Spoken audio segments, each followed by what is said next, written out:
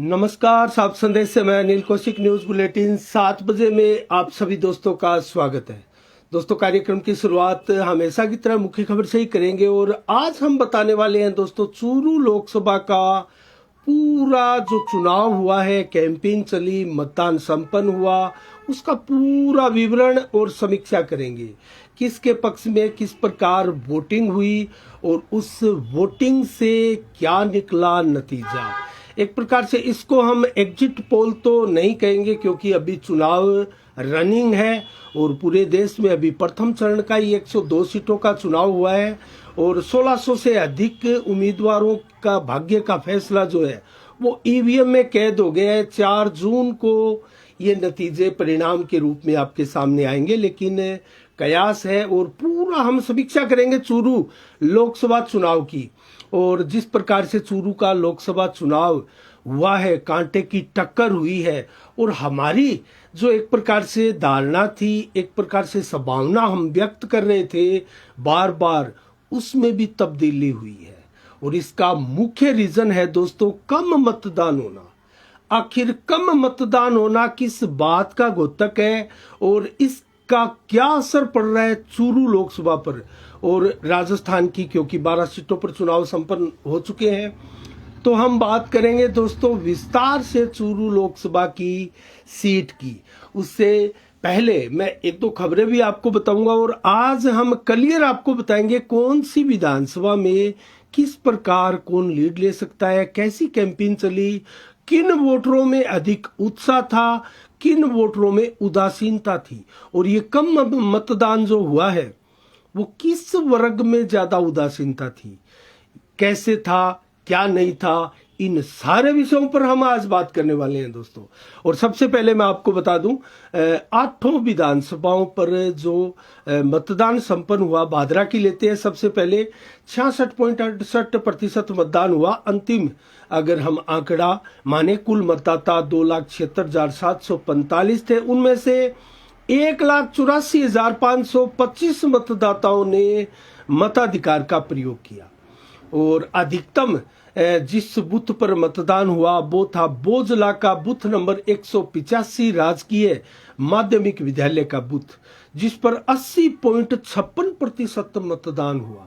तो भादरा विधानसभा की बात करें तो सबसे ज्यादा मैक्सिमम मतदान इस बूथ पर हुआ और सबसे कम मतदान भादरा विधानसभा में जिस बूथ पर हुआ वो था सेरडा के राजकीय माध्यमिक विद्यालय का बूथ नंबर 244 और इस पर मतदान हुआ महज 46.78%। और विभिन्न 8 विधानसभाओं में अगर मतदान आपको बताए तो नौहर में सर्वाधिक मतदान हुआ और नौहर में 68.54% मतदान हुआ और 2,83,511 मतदाताओं में से 1,94,323 मतदाताओं ने नौहर के मताधिकार का प्रयोग किया और ये 68.54% रहा। और चूरू में 64.80, रतनगढ़ में 58.70 और सादुलपुर में 64.70, सरदार शहर में 50.56 और सबसे कम पूरे चूरू लोकसभा में सुजानगढ़ में 49.63%, जबकि तारानगर में भी 68.52% अच्छा मतदान हुआ। तो कुल मिला के अच्छा मतदान है हम तारानगर और नौर में मान सकते हैं। उसके बाद में भादरा का नंबर आता है। तो हम बात करेंगे आज, क्योंकि कुल मतदाता थे चूरू लोकसभा में 22,13,187 कुल मतदाता थे, जिनमें से महज पिछली बार हालांकि ज्यादा हुआ, विधानसभा में 14 लाख से अधिक मतदाताओं ने मताधिकार का प्रयोग किया। इस बार महज चूरू लोकसभा में 13,93,848 मतदाताओं ने ही मतदान किया। तो कुल मिला के ये काफी कम मतदान इस बार माना जा सकता है। इसका रीजन क्या है, इसका फैक्ट क्या पड़ेगा, क्या असर हो रहा है चूरू लोकसभा पर, हम ये जानेंगे। और उससे पहले मैं 2 छोटी छोटी खबरें आपको बता देता हूं क्षेत्र की।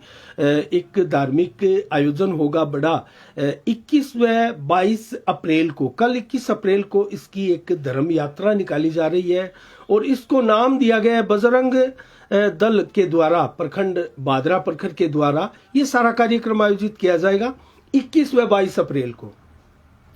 तो इसको श्री राम हनुमान जन्मोत्सव इसको नाम दिया गया है। लुआरी वाला अतिथि सदन से ये धर्म यात्रा चलेगी कस्बे के प्रमुख मुख्य मार्गों पर, और इसकी विशेषता है कि 108 फीट लंबी ध्वजा इसमें शामिल है, जो कि कस्बे के मुख्य बाजारों से फहराई जाएगी, और 1008 दीपक जलेंगे आरती के लिए। ये इसकी मुख्य विशेषता आकर्षण है। और 5100 धर्म ध्वजा लेकर रैली निकाली जाएगी कस्बे के मुख्य मार्गों से। और 22 तारीख को भजन संध्या होगी, जो कि फतेहाबाद की गायिका भजन गायिका गुंजन मेहता के द्वारा भजन संध्या का आयोजन किया जाएगा। अब एक और खबर है दोस्तों, कुरैशी परिवार का आपसी विवाद कल हुआ, जमीनी विवाद, जिसको लेकर मारपीट हुई, थाना में मुकदमा तक दर्ज करवाया गया, और वो मामला आज नया मोड़ लेते हुए तूल पकड़ता हुआ दिखाई दे रहा है। उसमें पूर्व विधायक बलवान पूनिया भी कूद पड़े हैं, और कल के लिए बादरा थाना का घेराव का एक कार्यक्रम, विरोध प्रदर्शन 11 बजे रखा गया है बलवान पूनिया की तरफ से। इसकी जानकारी उनके फेसबुक अकाउंट से दी गई है।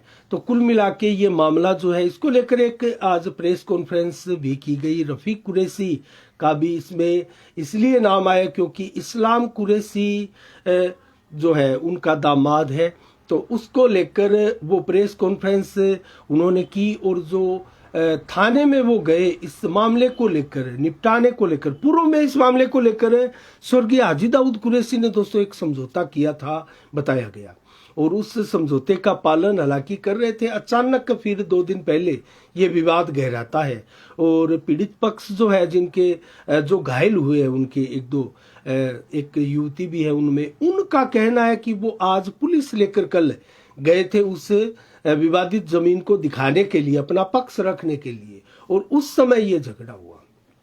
तो बाकी आप हमारे चैनल के ऊपर सोशल मीडिया के फेसबुक अकाउंट पर भी आप देख सकते हैं, फेसबुक चैनल पर भी साफ संदेश भारत के, और यूट्यूब चैनल पर भी आप इस खबर को देख सकते हैं। तो कुल मिला के कल का घेराव रखा गया है बलवान पूनिया की तरफ से। देखते हैं ये मामला कितना तूल पकड़ता है। लेकिन रफीक कुरैशी ने आज आरोप लगाए थे प्रेस कॉन्फ्रेंस के दौरान कि सीआई महोदय ने मेरे साथ अभद्रता की और मेरे पिता को लेकर मुझे गलत शब्द बोले। तो वो प्रेस कॉन्फ्रेंस भी आप हमारे चैनल के ऊपर देख सकते हैं। रफीक कुरैशी के जो आरोप है उनको भी आप देख सकते हैं। तो कुल मिला के ये आपसी विवाद है परिवार का दोस्तों, और अक्सर इन पारिवारिक विवादों में अंतिम अगर निर्णायक स्थिति की बात करें तो जाकर समझौते ही होते हैं। तो और हम बात करें आसपास की अन्य खबरों की, तो दोस्तों हम मुख्य खबर पर आते हैं, और चुनाव से जुड़ा हुआ सारा का सारा वर्तमान में माहौल बना हुआ है, और ऐसे में सब लोग क्या सोचते हैं इसके ऊपर उत्सुकता लोगों की है। चूरू में क्या होने जा रहा है, गंगानगर में क्या होगा, राजस्थान की 25 सीटों में क्या होगा, और 12 में चुनाव संपन्न हो चुके हैं उनमें क्या होगा। तो इन सारी बातों से पर्दा उठाने का प्रयास करते हैं कम से कम चूरू लोकसभा से। तो चूरू लोकसभा की हम बात करेंगे दोस्तों, और देश भर में हम समीक्षा करें उससे पहले छोटी सी बात मैं आपको बताऊं तो 543 सीटों के लिए चुनाव हो रहे हैं दोस्तों, और ये दुनिया का सबसे बड़ा चुनाव हम मान सकते हैं। दुनिया का सबसे बड़ा लोकतंत्र, और लोकतंत्र का ये चुनाव, आम चुनाव, जिसमें 10 लाख से अधिक बूथ बनाए गए हैं, 10 लाख से अधिक 543 सीटों के लिए चुनाव में, और 28 राज्य और 8 केंद्र शासित प्रदेशों में ये चुनाव हो रहे हैं। 4 विधानसभा के चुनाव भी साथ हो रहे हैं। इसमें 96 करोड़ मतदाता भाग लेंगे। इसमें 96 करोड़। चुनाव सिर्फ ये व्यक्ति विशेष मोदी के नाम पर ही एक प्रकार से आपने देखा होगा लड़ा जा रहा है, क्योंकि इसमें तरह तरह के नारे दिए गए, इस बार 400 पार आदि आदि। तो एक मैं आपको वाकया जरूर छोटा सा बता देता हूं, मेरे जहन में अभी आया है। 1970 में आपको याद होगा भारत में उस समय कांग्रेस का जो परचम है वो लगातार था। एकमात्र बड़ी पार्टी कांग्रेस हुआ करती थी, और कांग्रेस के प्रदेशाध्यक्ष थे, माफ कीजिएगा राष्ट्रीय अध्यक्ष थे उस समय पार्टी के, देवकांत बरुआ, जिन्होंने एक बात कही थी कि India is Indira, Indira is India. तो आप अंदाजा लगा सकते हैं ये देश का माहौल उस समय ये था। और इंदिरा से बड़ा कोई नेता भारत में नहीं था दोस्तों।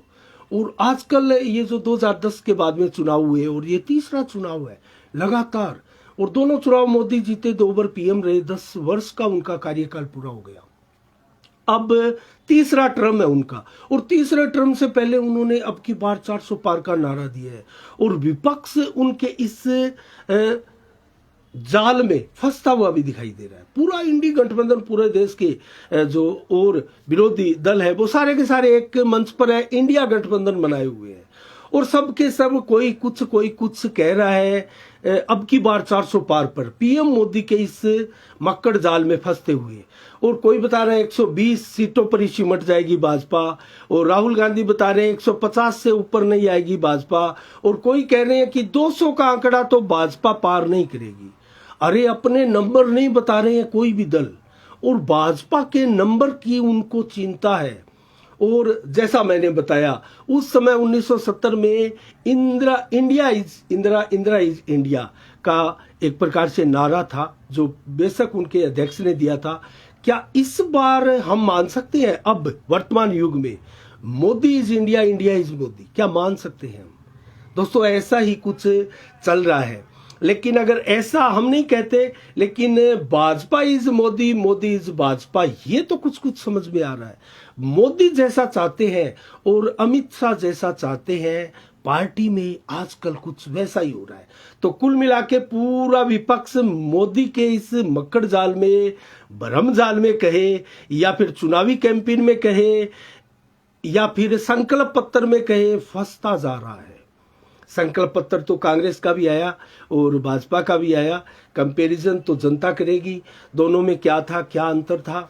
लेकिन विपक्ष इंडी गठबंधन ने कम से कम इनडायरेक्टली सही ये मान लिया है, अपने नंबर नहीं बताते हुए ये मान लिया है कि आएंगे तो मोदी ही। दोस्तों यही तो लगता है, क्योंकि ना तो अपने नंबर बता रहे हैं, कांग्रेस ये नहीं कह रही है कि हम 300 पार करेंगे, हम 200 पार करेंगे। बहुमत के लिए कोई नहीं लड़ रहा। दोस्तों एक बड़ी बात और मैं आपको बता दूं कि भाजपा ही सिर्फ वो पार्टी है जो बहुमत के लिए लड़ रही है। कांग्रेस तो 230 करीब विधानसभा सीटों पर चुनाव लड़ रही है, तो बहुमत के लिए तो कोई लड़ ही नहीं रहा, कोई पार्टी नहीं लड़ रही।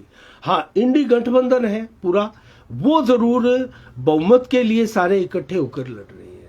तो कहने का तात्पर्य हमने ये छोटा सा आपको इसलिए बताया क्योंकि चुनावी विश्लेषण हम कर रहे हैं। बेशक एक लोकसभा का ही सही, लेकिन आम चुनाव जो हुए हैं 102 सीटों पर, उसकी हम बात कर रहे हैं। तो अब हम बात करेंगे दोस्तों चूरू लोकसभा की। आप भी जानना चाह रहे होंगे, और चूरू लोकसभा की हम एक एक बात आपको अब बताने जा रहे हैं। जो लोग एक प्रकार से, मैं यहाँ से शुरुआत करता हूँ समीक्षा की, जो कार्यकर्ता नेता एक प्रकार से राहुल कस्वां के बीजेपी में रहते वक्त, आप याद कीजिएगा, रहते वक्त राहुल के स्थानीय नेता, जैसे स्थानीय नेता होते हैं हर विधायक या विधायक लेवल का, जो विधायक के लिए टिकट पर चुनाव लड़ चुके हैं, वो सारे के सारे 8 विधानसभा के नेता उस समय, क्योंकि भाजपा में 40 साल रहे हैं कस्वा परिवार, और 2 योजना तो राहुल कस्वा ने झेली है, और उनको तो जन्म से ही भाजपा का माहौल मिला है, तो वो भाजपा के ही एक प्रकार से होकर रह गए। और बेशक भाजपा की टिकट कटते ही उन्होंने कांग्रेस में पलटी मारी, कांग्रेस ने टिकट दे दी। अब स्थिति ये है कि लोगों को ऐसा लग रहा है कि जैसे 2 भाजपाई नेता चुनाव लड़ रहे हैं, एक पूर्व का है और एक वर्तमान का है। वर्तमान का है वो नया है, खिलाड़ी है, साफ सुथरा चेहरा है, राजनीतिक दाग उस पर नहीं है, कोई दाग नहीं है, एकदम बेदाग सा चेहरा है। और राजनीतिज्ञ पर तो तरह तरह के आरोप लगते ही है, वो चाहे बेशक 1 ही साल का राजनीतिक कैरियर हो। तो ऐसे में दोनों की टक्कर हुई। और मैं ये बात इसलिए बता रहा हूं दोस्तों, ये समीक्षा का एक हिस्सा है, अहम हिस्सा है। भाजपा के जो कार्यकर्ता थे, तमाम कार्यकर्ता जो राहुल के भी संपर्क में थे, राहुल के संपर्क में, क्योंकि राहुल कांग्रेस भाजपा ही थे पहले, अब कांग्रेसी हो गए, और स्थानीय विधायकों के, स्थानीय विधायक नेताओं के, उम्मीदवारों के भी संपर्क में थे। जैसे बादरा की ले लेते हैं, संजीव बेनीवाल भाजपा के नेता है और स्थानीय विधायक भी है बीजेपी के, और नॉर्थ से ले तो अभिषेक मटोरिया पूर्व विधायक भी है भाजपा के और स्थानीय नेता भी है बीजेपी के। इनके संपर्क में जितने कार्यकर्ता है और पूर्व में वो राहुल कसवा के भी संपर्क में थे। बहुत से ऐसे परिवार रहे और कार्यकर्ता और नेता रहे छोटे मोटे जो सीधे राहुल कसवा के संपर्क में थे और भाजपा ने फरमान जारी किया, टिकट दे दी देवेंद्र झाझड़िया को और देवेंद्र झाझड़िया बीजेपी की टिकट से मैदान में उतर गए। लेकिन वो जो लोग थे बीजेपी के, हम आगे चलकर आपको स्पष्ट बताएंगे, वो लोग उन्होंने जैसे ही कल वोटिंग हुई उन्होंने एक प्रकार से पलटी मारी, कन्नी काटी स्थानीय नेताओं से और नदारद रहे एक दिन और वोट कर गए राहुल कसवा के फेवर में। ये भीतरघात भी मान सकते हैं हम भाजपा में। ये बड़ी एक चेंजिंग भी रही। कम मतदान हुआ उसकी भी हम बताएंगे आपको। तो कुल मिला के भाजपा में रहते हुए वो अंतिम समय तक बड़ा शानदार अभिनय करते रहे कि हम भाजपा हैं और भाजपा के मंच पर भाजपा की तारीफ, देवेंद्र झाझड़िया की जीत की तारीफ। लेकिन अंतिम समय में वो वोटर जो राहुल कसवा के साथ नजदीकियों में थे, किसी न किसी रूप में उनके टर्मस थे, वो लोग राहुल कसवा को वोट कर गए। तो ये एक प्रकार से विश्वासघात कहे, भीतरघात कहे, भाजपा में हुआ है। और ये लगभग मैं बताऊं आपको तो नौर बादरा में जमकर हुआ, तारानगर और चूरू में भी आंशिक रूप से ये भीतरघात बीजेपी में हुआ है। अब अगर कांग्रेस की भी बात कर ले, फिर मैं आंकड़े बताऊंगा आपको, कांग्रेस की भी अगर बात कर ले तो कांग्रेस में भी राजगढ़ और चूरू में, चूरू कॉमन है इनमें से क्योंकि भाजपा के लिए भी भीतरघात की स्थिति बनी और कांग्रेस के लिए भी इसी प्रकार की स्थिति बनी।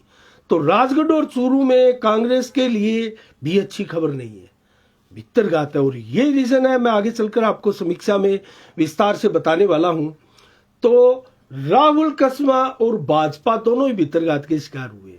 भाजपा बड़े स्तर पर भीतरघात का शिकार हुई है और कम वोटिंग हुई है। उसका असर क्या है अब ये भी हम जानते हैं। कांग्रेस का परंपरागत वोट मुस्लिम मतदाता, सबसे पहले मैं मुस्लिम मतदाता, मुस्लिम वर्ग को लेता हूं। उत्साह बहुत कम था दोस्तों। बेशक बादरा में उत्साह देखा गया हल्का सा, लेकिन बहुत से विधानसभाओं में, सुजानगढ़ तक जहां मुस्लिम मतदाता बाहुल्य क्षेत्र में थे, बाहुल्य एक प्रकार से मुस्लिम बाहुल्य हम मान सकते हैं, वहां तक मतदाताओं में, मुस्लिम मतदाताओं में उत्साह की कमी थी, उदासीनता थी। इसका रीजन बताएंगे हम आपको, उदासीनता किस प्रकार थी। तो राहुल कसवा के प्रति लोगों में भारी उत्साह नहीं बन पाया। इसका खामियाजा राहुल कसवा को भी भुगतना पड़ा और इसका खामियाजा वोटिंग प्रतिशत पर भी हुआ। वोटिंग प्रतिशत जमकर घटा है, पूरे राजस्थान का ही घटा है, हर विधानसभा का ही घटा है, कुछ को अपवाद अगर छोड़ दिया जाए। कहीं ना कहीं 40 वर्षों से भाजपा ही रहे कसवा परिवार का खुलकर समर्थन नहीं कर पाए मुस्लिम वर्ग के लोग। इसका रीजन क्या है? उनको भी कमोबस पूर्व भाजपा ही विचारधारा का मान लिया गया। कोई कांग्रेसी विचारधारा के व्यक्ति को कांग्रेस टिकट नहीं मिली, रफीक मंडेलिया की टिकट कटी। कहीं ना कहीं चूरू में जो भीतरघात था उसका एक बहुत बड़ा रीजन ये भी था। और एक वीडियोस भी आपने देखा होगा जो वायरल हुआ था मुस्लिम वर्ग की। उस बैठक में राहुल कसवा भी थे, रफीक मंडेलिया थे। रफीक मंडेलिया को उस बैठक से जाना पड़ा, भागना पड़ा। मुस्लिम युवाओं का विवाद था, वो असंतुष्ट थे। तो कुल मिला के राजगढ़ और चूरू में मुस्लिम परिवारों में भारी एक प्रकार से उदासीनता की स्थिति रही। तो यहां राहुल कसवा को जबरदस्त झटका भी लग सकता है, लेकिन चूरू की रिपोर्ट हमारे पास राहुल कसवा के फेवर की आ रही है। आगे चलकर वो हम आपको बताने वाले हैं। अब हम बात करेंगे कांग्रेस के पक्ष में जो रहा मजबूत पॉइंट, पक्ष कांग्रेस का जो रहा, वो सबसे मजबूत पॉइंट कांग्रेस का रहा जाट मतदाता। दोस्तों, हमने देखा चूरू लोकसभा में जिस प्रकार का चुनावी कैंपेन चला, लंबे समय तक, 1 महीने तक जो चुनावी कैंपेन चला, तरह तरह की बातें, उतार चढ़ाव आदि आदि आए।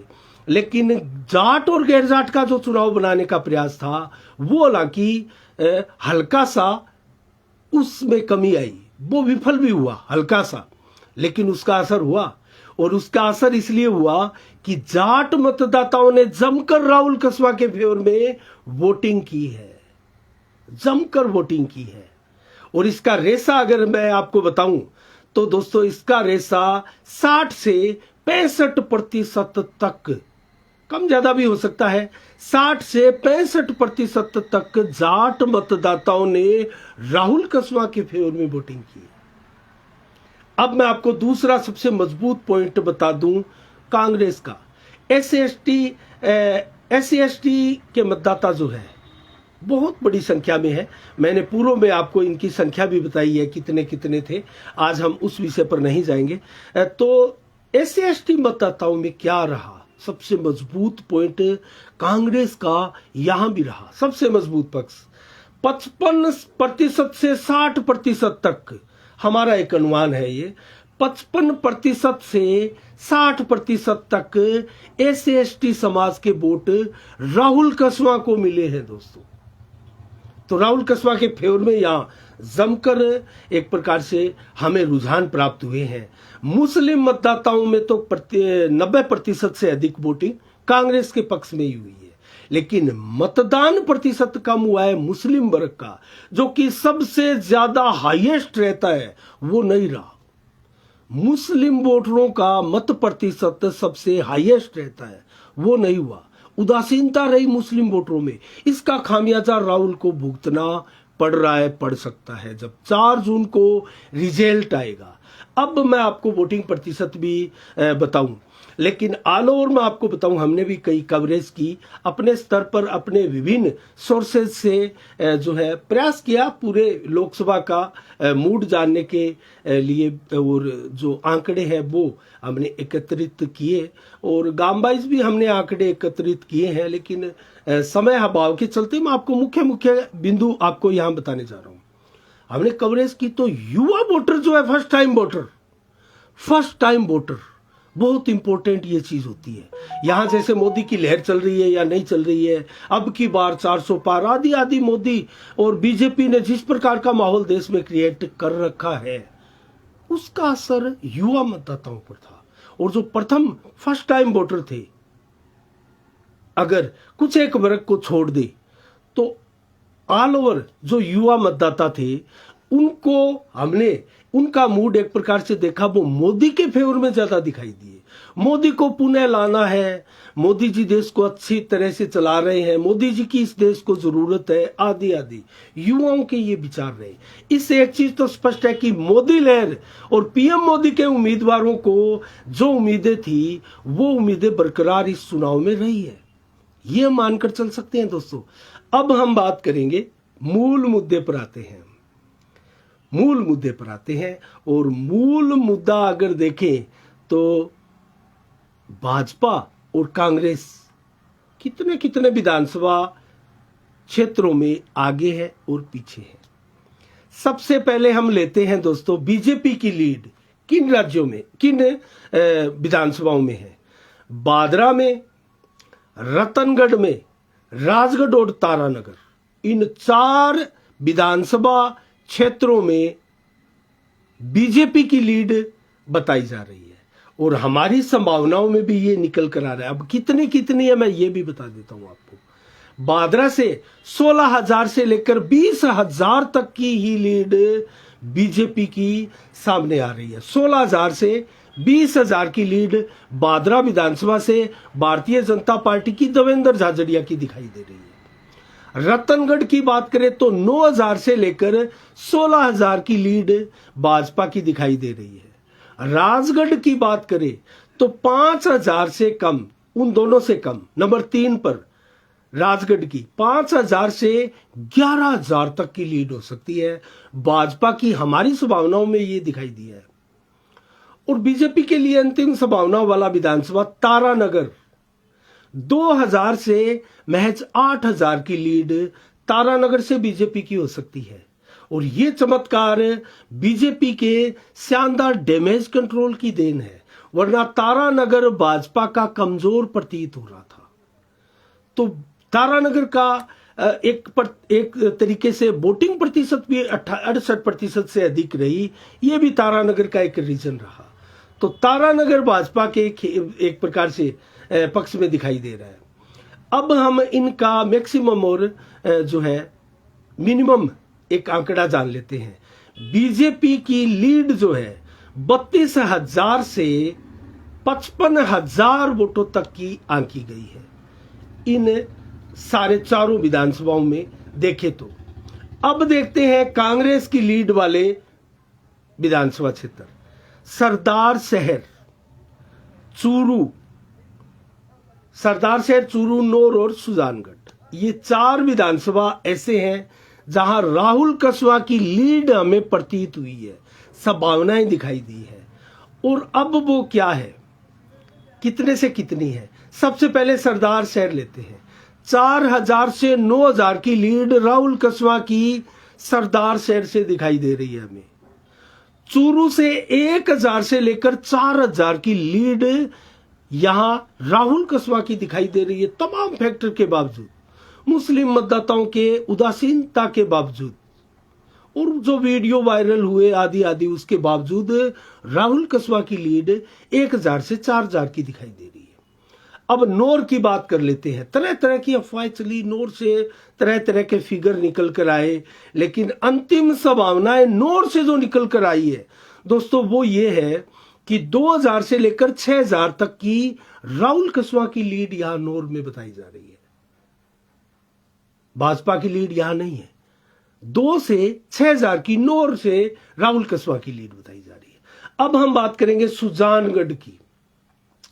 4,000 से 10,000 की लीड सुजानगढ़ में राहुल कसवा की बताई जा रही है, तमाम फैक्टर के बावजूद। अब हम मिनिमम मैक्सिमम देते हैं कांग्रेस की लीड का। तो 11,000 से लेकर 29,000 तक की लीड इन 4 विधानसभाओं में सामने आती है राहुल कसवा की, और 32 से 55,000 की लीड आती है 4 विधानसभाओं में, संभावना वाले बीजेपी के विधानसभाओं में।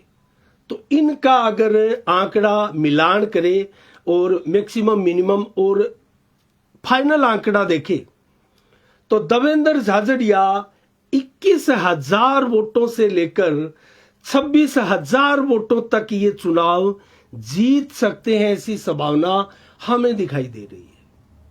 चूरू लोकसभा से बहुत नजदीकी मामला है दोस्तों, बहुत नजदीकी। अर्थात राहुल कसवा के पिता ने बीजेपी की टिकट पर पूर्व में जो चुनाव लड़े 168 वोटों से जीत के और 12,000 कुछ वोटों से जीत के, 23,000 वोटों से कुछ जीत कर, 29,000 आदि वोटों से जीत कर, उसी प्रकार की बीच की अंतर वाली ये जीत यहां दिखाई दे रही है इस बार बीजेपी की। तो बहुत बड़ा उतार चढ़ाव, वोटिंग प्रतिशत बहुत कम हुआ है दोस्तों, ये एक बड़ा फैक्टर इस बार रहा। वरना हमारी यहां जो हमारा पूर्व में आंकलन था, वोटिंग प्रतिशत पूर्व की भांति अगर रहती तो यहां हमारा आंकलन जो था वो 60-70 हजार वोटों से जीत का था। लेकिन वोटिंग प्रतिशत घटते ही यहां के समीकरण चेंज हुए और अंतिम समय में वोटरों के दिमाग में क्या था और विभिन्न वर्गों ने विभिन्न तरह के जो हथकंडे अपनाए गए, उनका नतीजा क्या निकला। इसीलिए हमने ये कल समीक्षा नहीं की थी दोस्तों, आज ये समीक्षा इसलिए की है कि आज हमारे पास, हम पूरे कॉन्फिडेंस से आपको बता सकते हैं कि चूरू में हमारे सामने ये आंकड़े आए हैं। तो कुल मिला के देखा जाए तो फाइनल फिगर हमने आपको चूरू का बताया, एक एक विधानसभा का आपको बताया किससे कौन आगे और पीछे हो सकता है। तो फाइनल आंकड़ा 21,000 से 26,000 का यहां निकल कर आता है देवेंद्र झाझड़िया भाजपा के फेवर में। तो यहां जमकर कैंपेन चली है, जमकर धन बल का उपयोग हुआ है और जमकर यहाँ कार्ड खेले गए हैं, जातिवाद का कार्ड, इमोशनल कार्ड, तरह तरह के कार्ड यहाँ खेले गए। हालांकि बीजेपी की तरफ से पीएम मोदी ही यहां सशक्त मजबूत चेहरा रहे, लेकिन यहां राजेंद्र राठौड़ ने कैंपेन चलाई और जो डैमेज कंट्रोल था कुछ विधानसभाओं में, वो राजेंद्र राठौड़ ने जबरदस्त तरीके से किया। दोस्तों बादरा में इसका मैं एक छोटा सा एग्जांपल आपको बताऊंगा। बादरा में राजेंद्र राठौड़ ने जो डैमेज कंट्रोल किया वो कम से कम 17-18 हजार वोटों से 20-25 हजार वोटों तक था वो डैमेज कंट्रोल। और यही रीजन है कि बादरा में जो लीड है वो 20,000 का आंकड़ा भी छू सकती है, उससे आगे भी जा सकती है। 16,000 से 20,000 की लीड बीजेपी की हो सकती है। और पूरे विधानसभा में, लोकसभा में बादरा की लीड भाजपा के लिए वो सबसे संजीवनी और रामबाण, जबकि कांग्रेस के लिए घातक सिद्ध होने वाली है, जो कि टूटने वाली लीड दिखाई नहीं दे रही है। अगर 20,000 से ऊपर की लीड बादरा से होती है तो पूरे लोकसभा क्षेत्र में बादरा ही सबसे ज्यादा प्रभावित करने वाला क्षेत्र है। उसके अलावा भी एक और चीज मैं आपको बताने जा रहा हूं, वो चीज भी आपको जानना जरूरी है, और वो चीज है राजगढ़ और तारानगर। दोस्तों वैसे तो हमने बीजेपी के खाते में इनको बता दिया, और एक लीड भी 5,000 से 11,000 राजगढ़ और 2,000 से 8,000 बीजेपी की खाते में हमने बताई है तारानगर की। लेकिन यहां से कुछ अप्रत्याशित भी हो सकता है दोस्तों। इसके लिए थोड़ी सी संभावना इनके लिए निकलकर सामने आती है। राजगढ़ और तारानगर, इनसे हल्की सी संभावना जो है वो ज्यादा उल्टफेर की भी हो सकती है, इससे हम इनकार नहीं करते, और इसके लिए संभावनाएं प्रबल है। जो डिटेल हमारे साथ है, पास है उसके, लेकिन आंकड़े जो बताए हैं वो पूरी डिटेल की एक प्रकार से निचोड़ है उसका, वो आंकड़े हमने बताए। हालांकि वो आंकड़े मेरे हिसाब से ऊपर नीचे नहीं होने चाहिए, लेकिन फिर भी हल्की सी संभावना राजगढ़ और तारानगर में हमें दिखाई दी है। तो कुल मिला के ये है दोस्तों आज का तमाम जो कुल मिला के समीक्षा थी, विस्तार से हमने आपको बताया है। पूरा विस्तार से ही ना सही, लेकिन ये हमने बताया है। तो आज के लिए दोस्तों इतना ही। कल ठीक शाम 7 बजे फिर आपसे नए आंकड़ों के साथ पेश होंगे। हो सकता है आपको पूरे गांव के आंकड़े बताएं और गांव की संभावनाएं हम आपको बताएं, बादरा की तो विशेष कर तो प्रयास करेंगे। दोस्तों आज के लिए इतना ही। कल ठीक शाम 7 बजे फिर आपसे रूबरू होंगे नई खबरों के साथ, नई समीक्षा के साथ। तब तक के लिए आप अपना बहुत बहुत ख्याल रखिएगा। मुझे दीजिएगा इजाजत। साफ संदेश से मैं अनिल कौशिक, नमस्कार। जय भारत, जय जय राजस्थान।